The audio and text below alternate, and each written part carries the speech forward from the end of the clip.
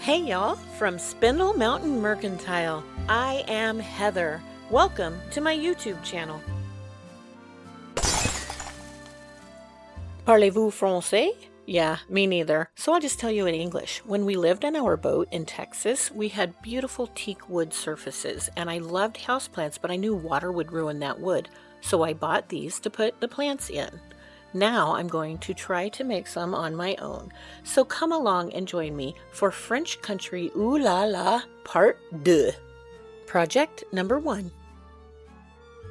Thank God I taught my friends Danny and Shane to save stuff out of the trash because they found these really cool double-tier wood rounds. I think they were used for cake decorating. I'm also using this finial I took off the end of a curtain rod, and I have this awesome collection of metal ribbon I've just been jonesing to use. I bought mine at Hobby Lobby and Dollar Tree, but Amazon also offers a fairly good assortment.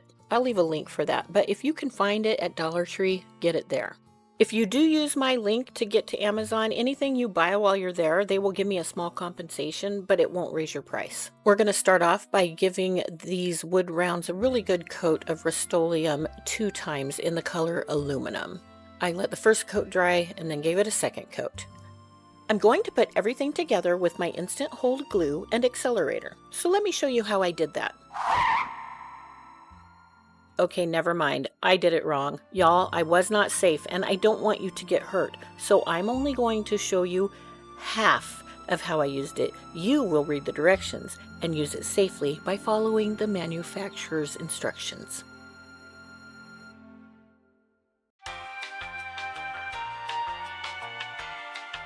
FYI, if YouTube's AI is the machine that takes over the world someday, I think we'll be all right. Because this is what you get when you type into YouTube's AI search, French bistro music. Yeah, we good. Ain't no machine there gonna hurt us.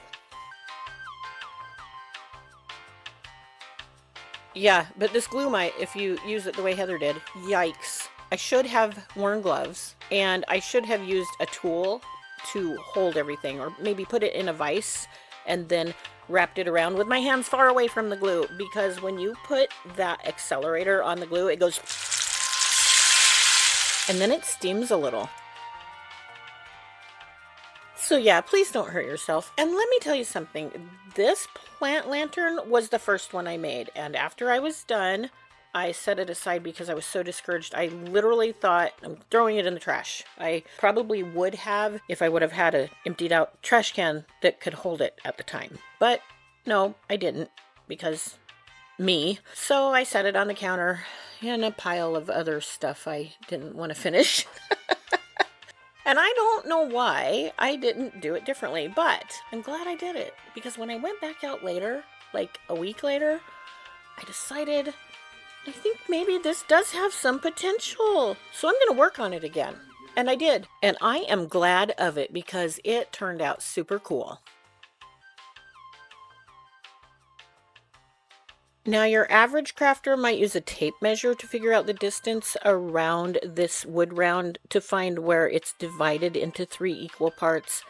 But I don't know where my tape measure is because we're organizing and crap is everywhere, and also because me.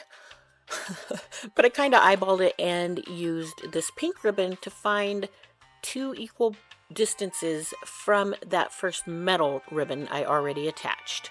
But all of this to say, tape measure good.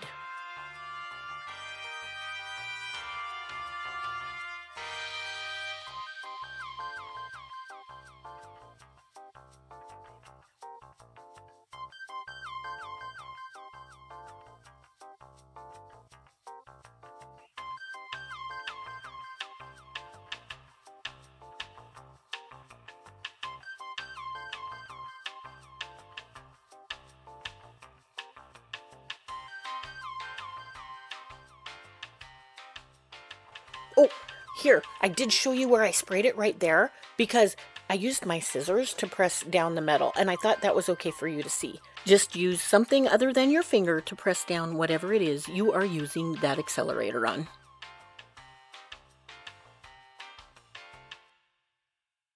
Wait, is the Austin Powers music over?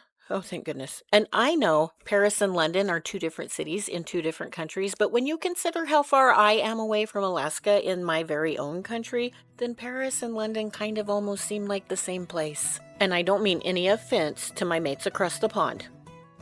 Initially, I was hoping I could get the metal ribbon into the inside of this finial, so I tried cleaning it out, but that didn't work. It was just too small, so I thought, well, I'll put it on the outside, and then maybe I'll just use another piece of metal ribbon around it to hide it, because that's not going to look so good. Like the rest of it looks awesome, right? Because at this point in the project, not so much.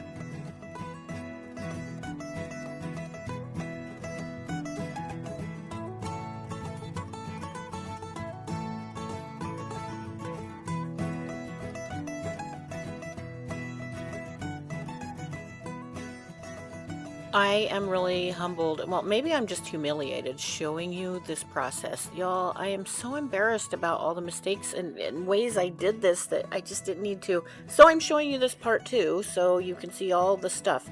And maybe someone will feel not so discouraged when they're making something, and when they put something down, it pops off, and then they put it back on, and another part pops off. Just keep doing it, because I'll tell you what, if you keep making mistakes, fix them. If you make another mistake, fix it. Eventually, you will have something that you love. I promise, if you keep working on it, it will work out. And if it doesn't, break it all apart and start all over again. Eventually, you'll get something that brings your heart joy. I promise. Because this is the project of second-guessing myself constantly, I didn't know if I wanted to use a white paint or something that was creamy. I chose crinoline, and the whole time I'm painting it, I'm thinking, man, this is so yellow, I'm not going to like it. Well, guess what? I like it so much, now I want to go back and paint my second project the same color. Anyways, I do sell Debi's DIY products in my booth in upstate South Carolina, but I don't do mail order. Still, you can buy something from me online by going to a link Debi provided just for my customers. She will not raise your price, and she'll still give me a small little compensation in the way of a thank you. Ain't that sweet? I'll leave that link in the description below.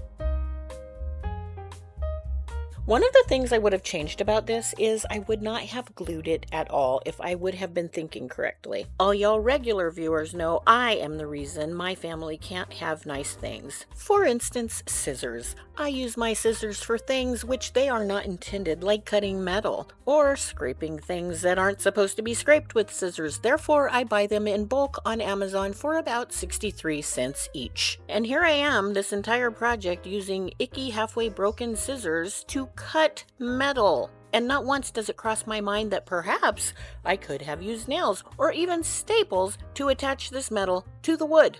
It's okay though, lesson learned, and a couple of the mistakes that happened because of this glue actually led to something kind of cool. When you use the accelerator, it hardens the glue. So if there's a pool of glue, it turns into this really hard kind of resin type material. So that is kind of spilling over onto the surface of my board. But guess what? I loved it, because of course I did. It looks awesome. And I'm not going to show you the awesomeness of this finished project until the end of the entire video. Project number 2. And I am ready for some music that's not from a French Parisian elevator. How about y'all?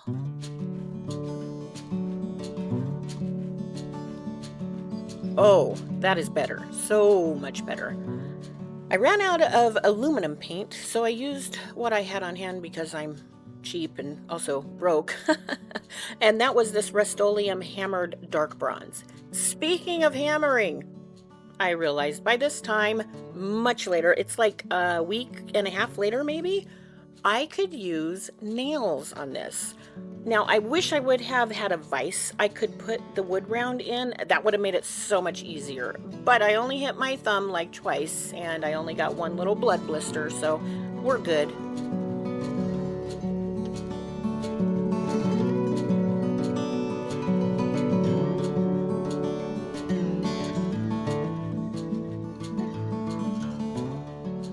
I slowed this down to show you this interesting part. See right there where there's that curve? I didn't even think about bending these so that they looked even more Parisian, but that curve reminded me to do so. And look, I know it's an amazing feat and accomplishment Heather's using a tape measure. It's not the kind I should be using. I should be using a cloth tape measure, but again, mess, don't know where things are, blah, blah, blah. Me, yeah. A lot of this is the same as the other one, only way better. Like, oh my gosh, so much better.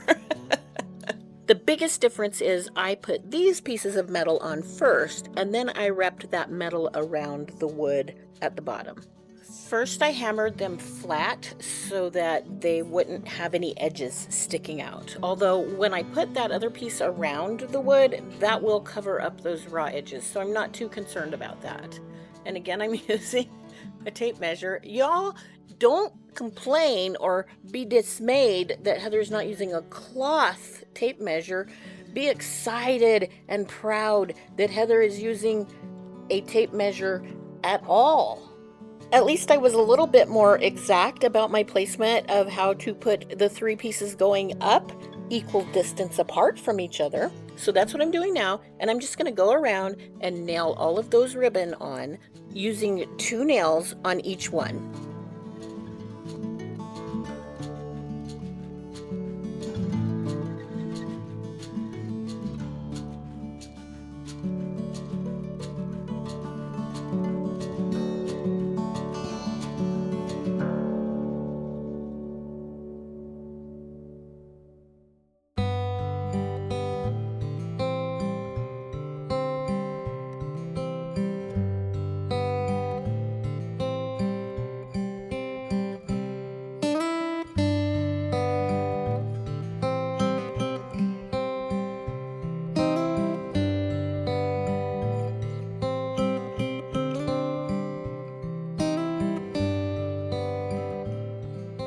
This is the wire I'm wrapping around the outside. Now I wanted to show you this part because I'm putting the nails in that flower. If I put it in the big holes, I'm afraid that the wire will just pop right over those nail heads.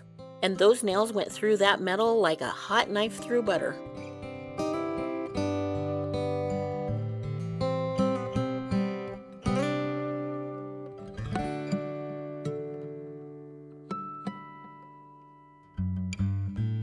I made sure to pull it tight as I went, and I did something here a little bit different than I would now. As I pulled it tight, I would add a nail just to make sure it stayed tight, and then I would move on to the next up and down ribbon.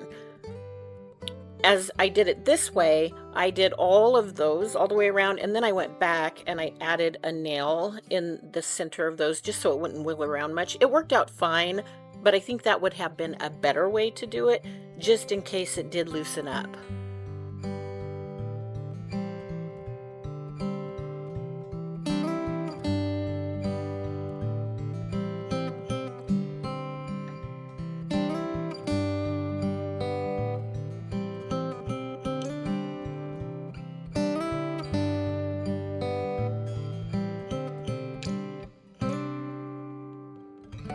Since this piece of ribbon is going to be on the outside, I don't want anyone to cut themselves, so I'm bending it over and then I will hammer it so it's really flat. It didn't take up a lot of room, so it's not like it will stick out. And I only had to do it on this one piece because this is the only raw edge that was sticking out because I put those other pieces that go up and down underneath this.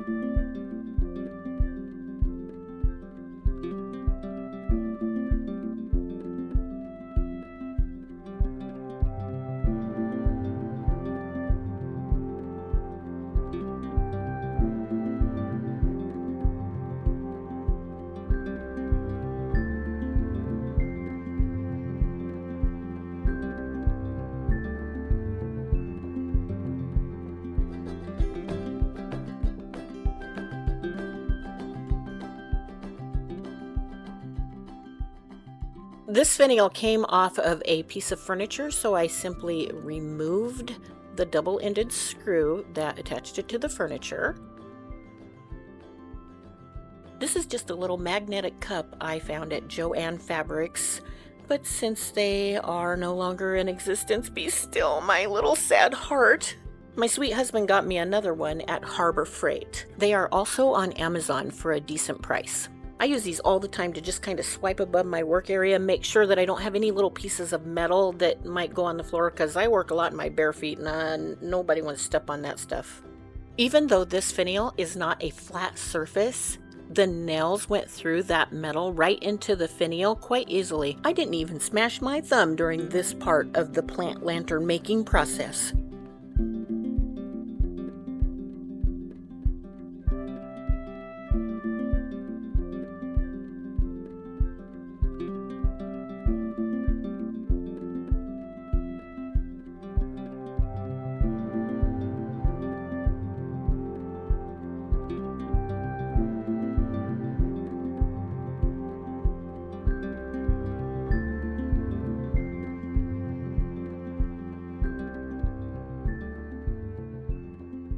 I did make two little pilot holes on the end of each of those metal ribbon just by putting a nail in it and hammering it onto my work surface.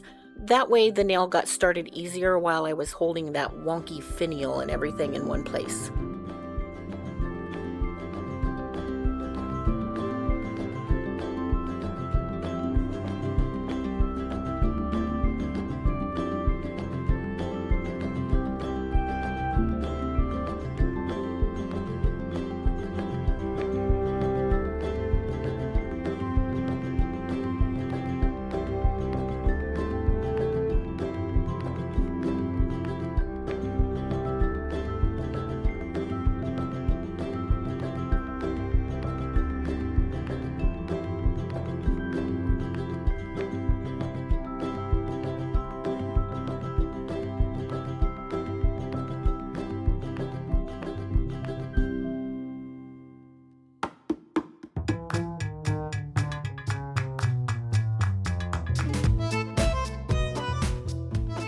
We are almost done, so I figured it was time for a little bit more of YouTube's AI idea of French bistro music. I'm bending this in the same shape that it naturally was bent into on that one I showed you earlier, and I really like that shape. It looks pretty cool. It does look a lot like some French lanterns that I looked up pictures of online.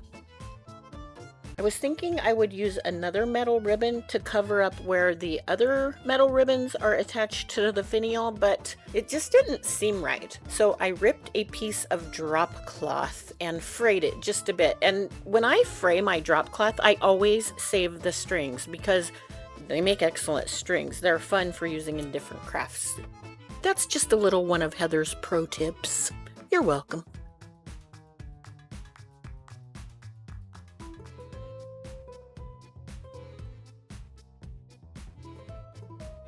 Wrapping the drop cloth once around the finial and tying it in a knot wasn't quite enough to cover up all the places where you could see the raw edges of the metal ribbons. So I just wrapped it around twice, and while I was doing it, I kind of wove it in and out those up and down ribbons, and that just kind of hid all of the raw edges where they ended up on the finial. And then instead of tying a bow, I just tied it like you start your shoelaces when you're tying them, and that was it. I took the ends of those and I frayed them just a little bit more. And as my mother says, Viola, I was done.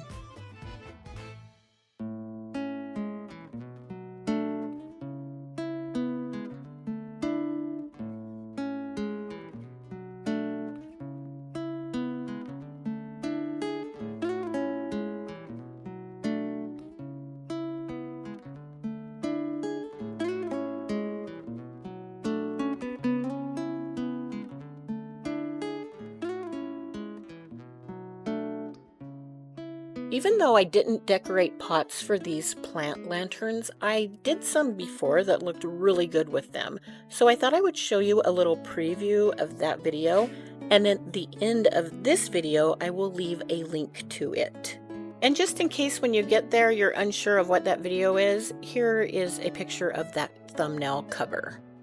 And here is today's finished projects. I am not going to lie, I love the first one the best. I am so glad I dug it out of that pile of stuff and was determined to do something with it. I didn't tell you during the process, but after that point I did wet distress it, and then I sealed it with some spray on matte clear sealer. I'm going to make another one of these, and I will combine both of these processes. I'll make it the same way I made the second one, and it will be that shape, but I'm going to paint it, and I will do something on the bottom of it to make it so it's not smooth, like that rosiny kind of texture that the glue left behind. Look how beautiful that is. I can't believe its imperfections make it so perfect.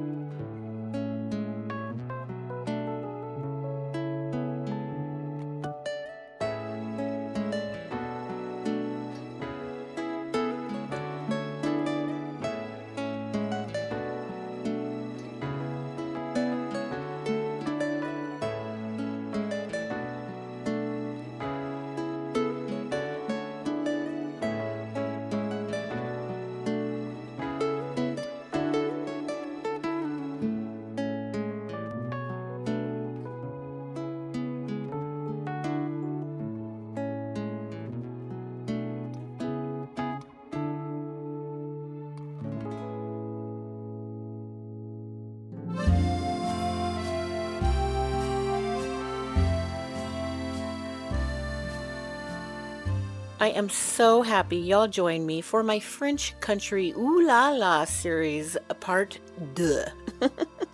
I hope you will come back on Thursday, June 19th to see part 3. Until then, I hope you have a wonderful week. And as always, I hope you are blessed. Au revoir.